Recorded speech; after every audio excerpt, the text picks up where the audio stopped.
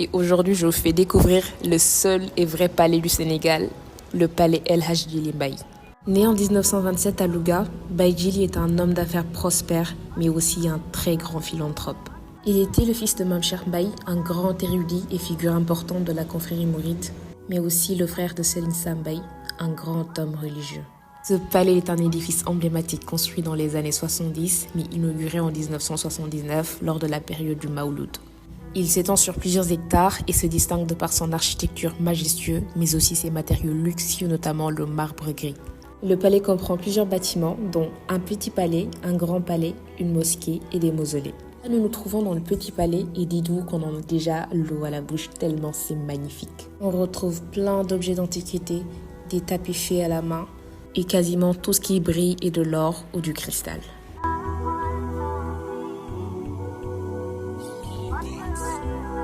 Et bienvenue dans le Grand Palais. Là, on arrive dans un hall énorme pour accueillir des invités.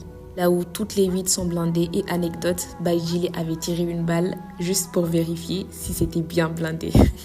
Mashallah. Nous sommes toujours au rez-de-chaussée et là, je vous présente le plus grand lustre du Sénégal.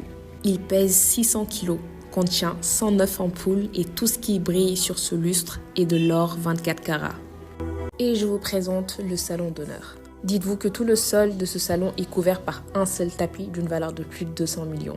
Ce palais est un pur chef-d'œuvre qui témoigne du raffinement et du goût de Baye Djily Mbaye. Avez-vous déjà vu un mini-club, mais mini-bar? Incroyable.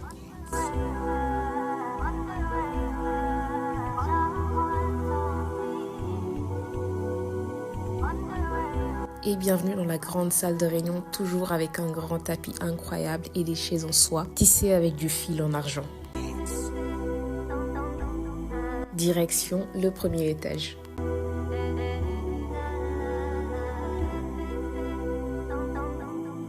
Ce magnifique tapis a été cousu entièrement à la main, c'est une incroyable œuvre d'art.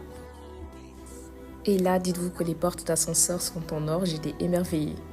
Direction le bureau de El Hadj Djily. Décoré par un magnifique tapis en persan d'une valeur de 20 millions, ainsi qu'un magnifique cendrier en cristal et des livres coraniques. Bienvenue dans le grand salon fait avec un style italien et dites-vous qu'il y a même une fontaine au milieu. Pendant ce temps, il y avait un petit oiseau qui faisait sa vie.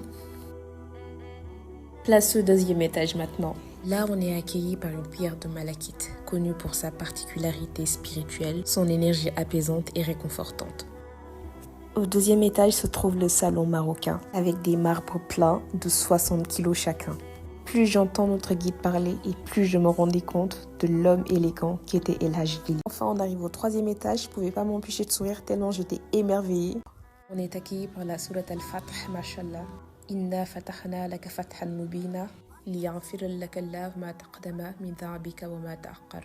Je vous présente Adja Ndeye Sokhna Camara, la dernière épouse de El Hadj Djily qui nous a quittés il y a 3 mois.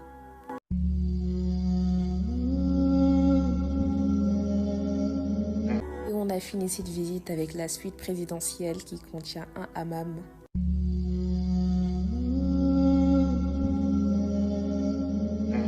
Une salle de bain incroyable dans laquelle chaque détail compte.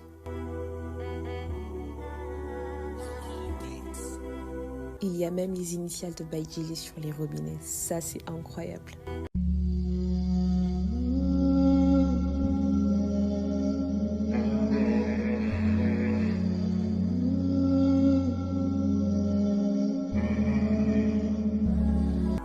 Dites-vous qu'il y a même des fils d'or et d'argent sur le tapis.